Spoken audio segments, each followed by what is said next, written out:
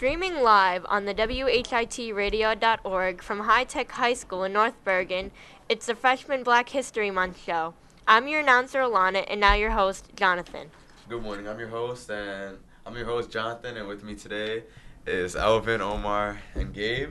And behind the glass is Maria, and yeah. So to start off this Black History Month edition from High Tech, I'm gonna start off with Chris Rock. As you can see on the screen, Chris Rock was born on February 7th, 1965, in Andrews, South Carolina. He is an American comedian, actor, screenwriter, producer, and director. He just made the current movie Fab Five. He was voted the fifth greatest stand-up comedian in a poll conducted by Comedy Central. Chris Rock has performed in 44 movies and 30 TV shows. He is well known around the world, and his birth name was Christopher Julius Rock III. On to our next Black History Month person is Michael Jordan. So Gabe, go with us.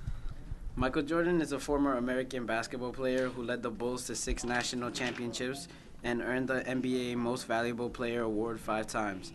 He was born on February 17, 1963 in Brooklyn, New York. As soon as he left college after his junior year to join the NBA, right away being drafted by the Chicago Bulls. Not only was he a professional basketball player, but an Olympic athlete, businessman, and actor. Currently, he owns the NBA team known as the Charlotte Bobcats. And that was Michael Jordan's bio. With us, them 6 rings. Nasty player. On to the next one. Bill Russell. Elvin, could you tell us about him? Bill Russell was an American retired professional basketball player. Russell was a center that played for the Celtics. He was a 5-time NBA's Most Valuable Player.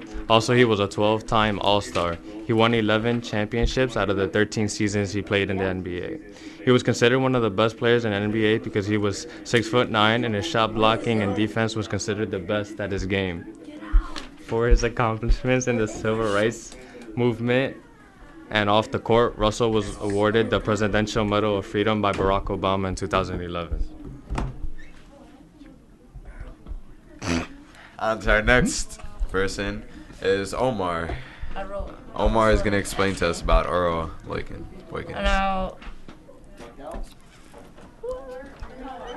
Now, born on April 3rd, 1928, was not only a basketball legend, but the first NBA African-American NBA player. He was born in Alexandria, Virginia. He attended Parker Gray High School from his hometown and West Virginia State College. Earl Lloyd opened the hear us? Earl Lloyd opened the gate for many of other African American players. He was an inspiration on and off the court. He played the small forward position for 3 teams: Washington Capitals, Syracuse Nationals, and the Detroit Pistons, in which he won the championship with in 1955. He was known ultimately for his incredible defense throughout his career. He also led his college team to a second-place finish in the CIAA conference. He was also known as the CIAA Player of the Decade in the 1940s. Unfortunately, he passed away just recently, February 26, 2015. He will always be remembered as a great player and allowing the African Americans to play the game. Thank you. On to our next African American from Black History Month is Kanye West. Sarah, could you care to explain? Sure, okay. Rapper, recorder, producer, and singer Kanye West was born in Atlanta, Georgia on June 8, 1977. His parents divorced when he was 3. He was raised in Chicago's South Side by his mother, an English professor, and spent summers with his father, an award-winning photographer who became a church counselor. When graduated from Polars High School and completed 1 year of art school at Chicago State University. That's it? Oh, okay.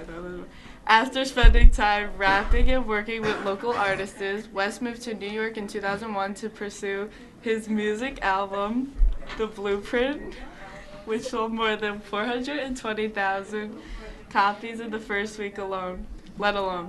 What was your favorite song? Kanye West's favorite song? No, Yeah. your favorite Oh, song my by favorite song. Kanye West. I like his new song, Only One. I've heard of that one. Yeah, I like that Oh my one. god, I love that one. Because it's not like rap. I didn't it's ask like you. Singing so in it. cute. Okay.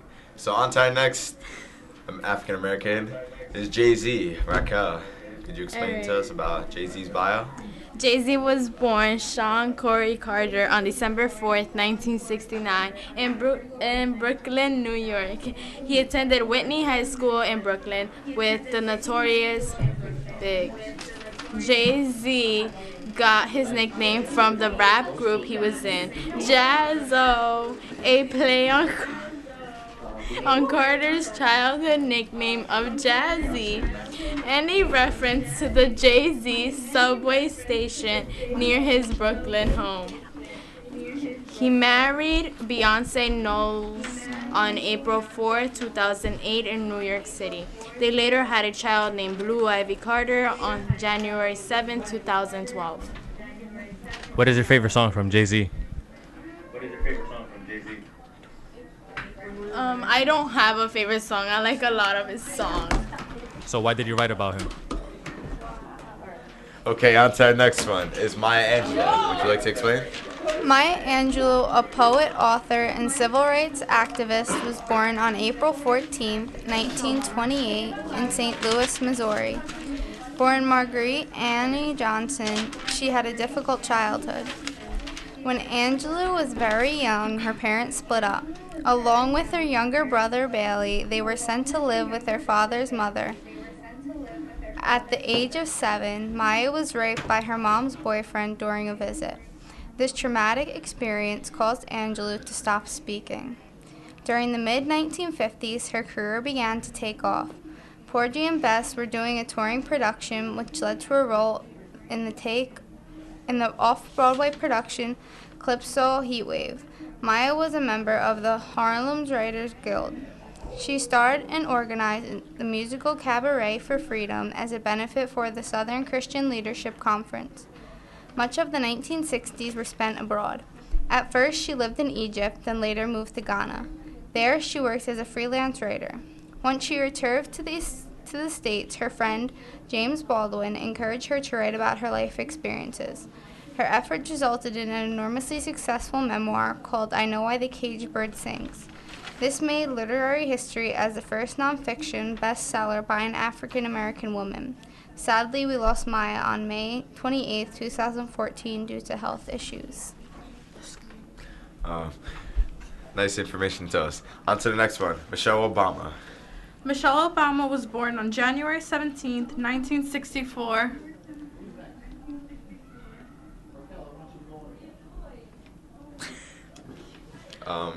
Technical difficulty? Back on? Okay, let's Talk. Michelle Obama was born on January 17, 1964 in Chicago, Illinois. She attended Princeton University, graduating in 1985, and went on to earn a law degree from Harvard Law School in 1988.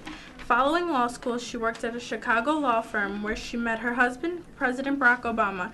The couple married on October 3, 1992. As First Lady, she has focused her attention on current social issues. Michelle focuses a lot on the well-being of everyone. She enforces exercise and a healthy diet. Michelle and Barack have 2 children, Malia and Sasha. Michelle has influenced many young women by helping them with their difficulties. She has started a White House vegetable garden for her children and the other young children. Even though Michelle Obama is not the president, she helps Barack with the best of her ability. Interesting. Why do you think she was a good person? Wait, she was a good person. Alright, we're going to continue the show to Beyonce Knowles, another African American. Okay, so Beyonce Knowles is a film actress and singer. She is a multi-platinum Grammy Award-winning record artist and first started off in the girl group called Destiny's Child as a lead vocalist. However, they separated in 2005. Their last album was Destiny Fulfilled. By 2008, she married rapper Jay-Z. Soon enough, she was pregnant in August of 2012. Beyonce then welcomed a baby daughter, Blue Ivy, on January 7, 2012. She recently dropped her self-titled album, which surprised everyone.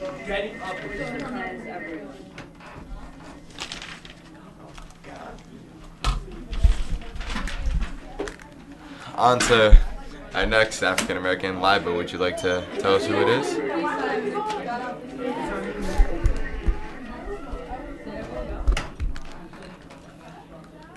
Liba.